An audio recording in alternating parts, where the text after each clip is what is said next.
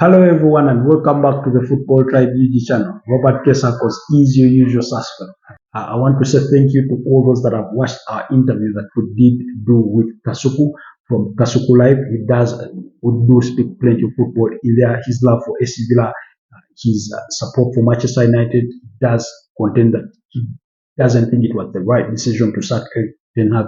All that and much more in that full interview with Kasuku from Kasuku Live. Unfortunately, we lost the final bit of that interview due to a recording glitch that I only noticed at the time of editing. So apologies for that, but maybe better next time if we do get another opportunity to have a sit down with him in the future. Maybe he will re-echo some of his views that he does share about English football and football in general. So thank you to all our new subscribers. Thank you for all of you that have dedicated the time to watch the full interview with Kasuku. Yeah, I do appreciate that so much. I hope you've had a wonderful week. One where you did enjoy plenty of action in terms of football. Chelsea beating up against Wolverhampton Wanderers on Monday Night Football. That's where the journey kicked off. And of course, we did go into the UEFA Champions League there in midweek. Thrilling action between Barcelona beating up against Benfica 5-4. Then on Wednesday, of course, action did continue. Arsenal beating up against Dinamo Zagreb 3-0 among very many other results. Not to mention the UEFA Europa League, in which Manchester United left it late to beat Rangers there by 2-1, thanks to their captain in Bruno Fernandes. So, beautiful, beautiful action. But our attention, of course, does return to the Premier League, where we'll be heading into match day 23 of the 2024-2025 season, and there will be plenty of games that will be coming your way. However, in this particular episode, our focus will be on two particular games that will be played on Saturday. That's Arsenal involving Wolverhampton Wanderers, while the other will be between Manchester City and Chelsea. Of course, for the game that will be coming your way on Sunday, that's between Manchester United and Fulham, we'll find time and have our thoughts on that as well. But here is the run of match day 23 fixtures that will be coming your way, kicking off at 6 p.m. That's East African time. Bournemouth will be at home against Nottingham Forest, while Brighton will entertain Everton. Liverpool will be at Anfield against Ipswich Town, while Newcastle will make the trip to St Mary's Stadium, while they will play Southampton, while Arsenal will be away to Wolves at Molineux Stadium. And then to complete Saturday action at 8:30 p.m. East African time, Manchester City at the Etihad Stadium will welcome Chelsea. And then on Super Sunday, we'll have action coming your way. That is, Crystal Palace will be up against Brentford, while Tottenham Hotspurs will be at home against Leicester City. All kick off at 5 p.m. on Super Sunday. At 7:30 p.m., Aston Villa will entertain West Ham United at Villa Park, while Fulham at 10 p.m. will welcome Manchester United at Craven Cottage.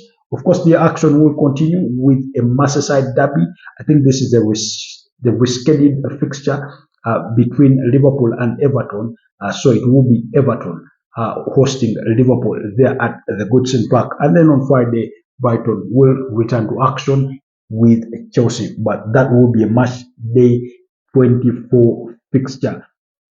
Anyways, that's the action that will be coming your way. But like I said, our preview today will be focusing on Arsenal versus Wolverhampton Wanderers and that of Man City up against Chelsea. So let's kick things off at Wolves versus Arsenal. The two teams do come in this particular fixture in different contexts for either side, but particularly Wolves are winless in the last five, managing just a 2-all draw against Tottenham Hotspurs, while they've lost the other games, including losses to Nottingham Forest, Newcastle, losing to Chelsea, and the other side being Manchester United in that 2-0 loss. So Vitor Pereira is trying to make things work at Molineux, but they haven't really clicked for him. He does contend, but they need to do more, especially when it comes to defending set pieces, where they've conceded a whopping 19 goals this season alone from set pieces. And yet they're going to be facing an Arsenal side that has been dubbed the set piece team because they are so lethal when it comes to set pieces, corner kicks and free kicks. They do tend to score so many goals from those situations. I think as many as 12 goals. So clearly, one is struggling to defend set pieces while the other passes or relishes a set piece because that's where he does score most. Of course, uh, Wolverhampton Wanderers have not beaten Arsenal in the last five fixtures. Arsenal winning all of those, and Wolves just scoring one goal in that. I think that was last season's 2-1 victory for the Arsenal when they scored. But for the last two seasons, Arsenal has beaten Wolves home and away, including beating them at the Emirates Stadium this season in a 2-0 victory. I think it was Kai Havertz and Bukayo Saka that were on target, with either player providing the assist for the other. So very interesting game that was. So anyways, the two teams meet again in an entirely different context. Wolves on the back of a 3-1 loss to Chelsea, while Arsenal fresh from the UEFA Champions League where they beat up against Dinamo Zagreb by 3-0. Declan Rice on target, Kai Havertz and their captain Martin Odegaard in a game where I thought they did create lots of chances once again, but their conversion rate was still low. Declan Rice missing a sitter of a header there and heading it wide of the mark with the goal at his mercy. Kai Havertz had a missed opportunity in that particular game just as much as Martin Odegaard had been a culprit. So looks like Arsenal's troubles do continue. They create lots of chances, but converting them has been a bit of a hurdle in recent times because when you look at their recent form, the last five fixtures, they've managed to win 3 and drawn 2. But those 2 draws, the very last being a squandered 2-0 lead against Aston Villa that forced them into a 2-all draw, then a 1-all draw against Brighton and Hove Albion there. But among their wins being a 2-1 win over Tottenham Hotspurs and then 3-1, I think, against Brentford, while the other, I think, was a 1-0 victory against Ipswich Town. So the squad, but you could see, especially when you look back at that 1-all draw against Brighton, when you look at the 1-0 victory against Ipswich Town, when you look at the draw in itself against Aston Villa, because they had an opportunity to win that, but the chances that fell to them were not converted, while the other goal that they did score was cancelled due to a handball by Kai Havertz. I remember we did discuss that on the channel here. So clearly, things are not looking very pretty for Arsenal. And this is a very important game, not just because it's match day 23, but because of what the implications will be should Arsenal fail to win on that Premier League club. You have Liverpool that will be facing Ipswich Town, a team that I think they will go on to beat this weekend. Ipswich coming into that game on the back of a 6-0 thumping against Manchester City. So clearly, you do not want Liverpool to be ahead of you by 9 points and yet they still have a game in hand. So that's the importance or the magnitude of the game in itself for Arsenal. As far as injuries go, of course, Bukayo Saka remains absent. Benjamin White, Takahiro Tomiyasu, Gabriel Jesus are all absent for this particular game, while William Saliba will continue to recover from a hamstring injury. And then Miles Lewis-Skelly had a niggle in his knee. He did train, but he didn't train very well or walked out of training prior to the game against Dinamo Zagreb. So, and then, of course, Mikel Arteta had to switch things up in his backline once again. I mean, it's something that he's had to do arguably the entire season. And lots of teams suffering with many injuries this season. Man City had their fair share of problems. Tottenham Hotspur are suffering a couple of those. Of course, I think Chelsea, yes, suffered their fair share of injuries just as much as Newcastle. Chelsea losing Levi Colwill and Wesley Fofana, some of their mainstays in that backline. So injury, we all know Richie James was in and out of the team due to injury and that kind of thing. So injuries really are costing either sides. But either way, I do think that Mikel Arteta will still have the squad to field a very strong side that can go ahead and pick all maximum points against a tricky Wolves. Now, this game is a bit feisty because of the historical context, especially during the Troy Deeney days. He had a way of roughing up Arsenal, or rattling Arsenal players and defenders and that kind of thing. So it gets a bit feisty in recent times. But I do trust Mikel Arteta to feel a team strong enough to go ahead and beat up against Wolverhampton Wanderers. Jorginho had some incredible play, Martinelli and Declan Rice in that win in the UEFA Champions League. So I do expect them to come back, perhaps literally rested for a couple of hours and go again. Because they'll be facing a fresher Wolverhampton Wanderers who only played on Monday and have been well rested. So that will give them the full energy to go all the 90 minutes. If you are an Arsenal fan or Arsenal, you worry about the defender Ryan Achnery does know how to get in those forward positions and even strike that ball really well. Of course, I think it works to their advantage that Pereira did mention that he will be leaving Mario Lemina out of the matchday squad until the end of the January transfer window, attracting lots of interest there. And then Matthias Cunha also attracting plenty of interest from Nottingham Forest, Manchester United, while Arsenal are lacking in the background there to see what happens, because they will be interested in making business with Wolves in taking the former Atletico Madrid and Brazilian forward to the Emirates Stadium. But it is reported that Wolverhampton Wanderers are demanding a hefty fee in the region of £80 million for a player that has about 2.5 years left in his current contract. So Matthias Cunha is one of those dangerous players. We all know Pablo Sarabia from that midfield, and then Wang Hee-chan. Those are all players that can cause Arsenal problems. Sasa Kladzik could be absent for this particular one, the Norwegian international, through injury. And then, of course, maybe Nelson Semedo playing in that backline, Craig Dawson. And then, of course, will it be Jose Sa? Sometimes I felt he's been lacking in that. He's been below average as far as his potential goes this season in his performances, because Wolves have conceded a little too many goals. But it's not to say that he's entirely to blame for all the goals that they've conceded at large. But those are the key battle areas that I do think that Arsenal, those are the players that Arsenal may have to concern themselves with or worry about, while Wolves will know what danger Arsenal does carry if you let them play their fancy fluid football, which they've not played quite often this season, but they did have a bit of that against Dinamo Zagreb. So in that midfield of maybe Jorginho, Declan Rice, and Martin Odegaard, or it could be Declan Rice, Mikel Merino, and Martin Odegaard, my expectation is that, again, hesitantly, Mikel Arteta will field Thomas Partey at right back and then have Jurriën Timber at the left back or something. He may tweak a few things there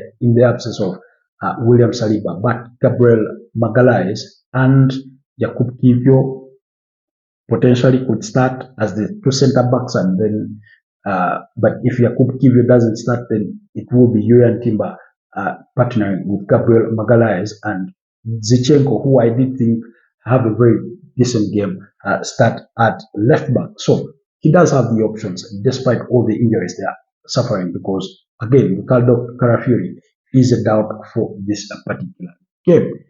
Anyways, do let me know what your thoughts are on that particular fixture. What are your predictions are?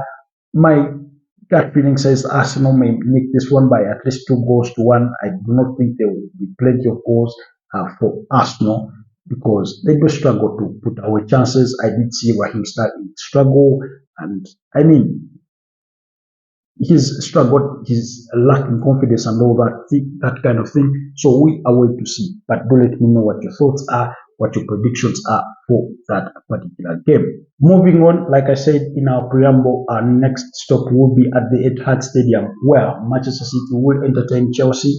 Both are very much different sides from the time they met on match day 1 in August, there at the start of this season. Man City do come in this game after squandering a 2-goal lead in the UEFA Champions League against PSG to lose 4-2, a result that put them on the brink of potential elimination at the early group level of the UEFA Champions League. The reason as to why I say group, even though it is a one single table that they do show, is because those teams were grouped in 4 groups of 19. Then they do face each other and then play a fixture. So match day 7, Man City did lose that one. Chelsea on the other side are well rested. The reason as to why I say much different sides because Man City did beat up against Chelsea in the first leg by 2 goals to 0. Mateo Kovacic scoring against his former bosses to make it 2-0, while Braut Erling Haaland had already opened the scoring there for Pep Guardiola's side, as the master met the apprentice in Pep Guardiola versus Enzo Maresca, who is a former assistant there to the man himself, Pep Guardiola. Anyway, like I was saying, the two sides are come back in this fixture. Chelsea, a very much different side in terms of what they managed to showcase this season, while Man City on the other side have had their fair share of struggles this week. This season. However, as far as recent form goes, Manchester City do hold the upper hand, having managed 2 draws in their last 5 fixtures and 3 victories. The 2 draws coming up against Everton and Brentford in that 2-all draw, while the victories did come against Ipswich in a 6-0 thumping. The other being a 4-1 victory, I think, against West Ham United, and they beat up against Leicester City by 2 goals to 0. While Chelsea, in comparison, have struggled for form, recording 2 losses in the last 5, 1 victory and 2 draws. The victory coming against Wolverhampton Wanderers on Monday Night Football, while the losses did come against Ipswich Town, 2 goals to 0, very surprising. And then Fulham also did beat them by 2 goals to 1. And then, of course, they did have some draws in there, but like I said, when you look at both teams in their current state, it's really hard to gauge who will win this one.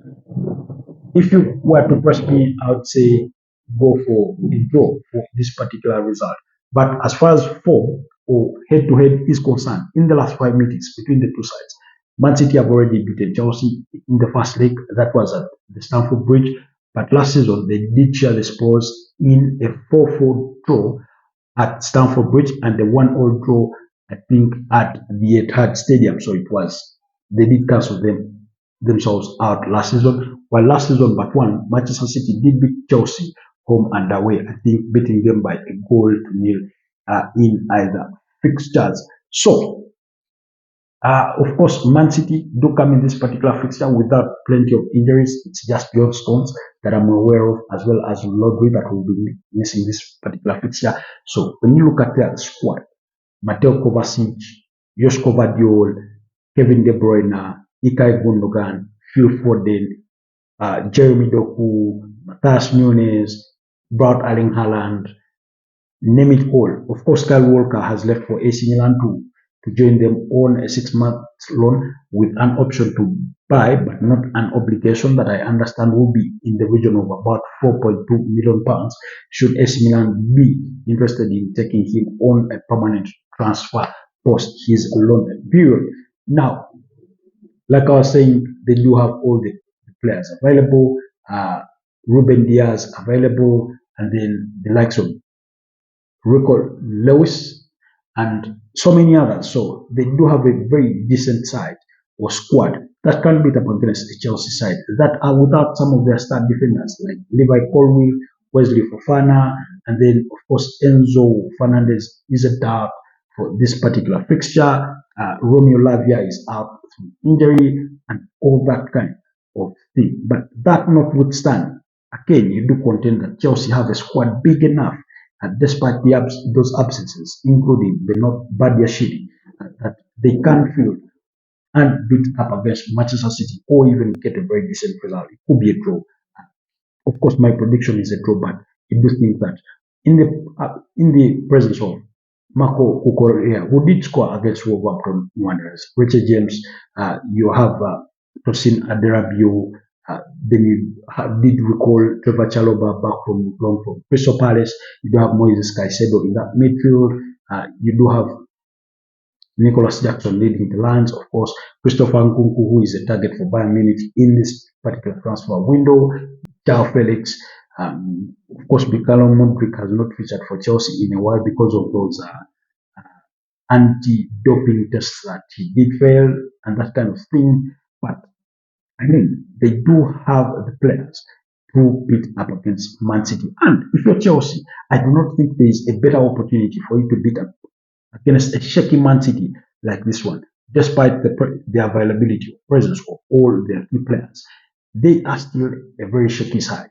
Yes, Jack Grealish did score in that particular game and brought Erling Haaland to give Man City the lead against PSG, but they lost that lead. They've been just conceding too many goals lately, and they ended up losing 4-2. So again, those key battles. Of course, we know when these two sides meet, they all want to possess the ball, they want to dominate it. So you expect the key battles to be in the midfield, and then of course, Haaland is a very big threat to your defenders. Uh, Regardless of who you field, it doesn't really matter. He will still remain a big threat. And then, of course, that pace of Cole Palmer, the former Man City star boy there, I think has a tally of 14 goals this season. That's how impressive he is. Brought Erling Haaland, a natural striker on the other side, is just 3 goals ahead of him at a tally of 17. And so clearly, Cole Palmer attacking that shaky Man City defense will be a game very interesting to watch. My prediction is a 2-all draw. That's what I'm going with. I hope the result in the end is different for your respective teams, depending on who you support. But those are my thoughts. Otherwise, thank you for watching. Thank you for always taking the time. Thank you for our new subscribers. Do continue to watch, comment, like, and share. Otherwise, stay blessed and have a wonderful weekend, and I'll see you next time.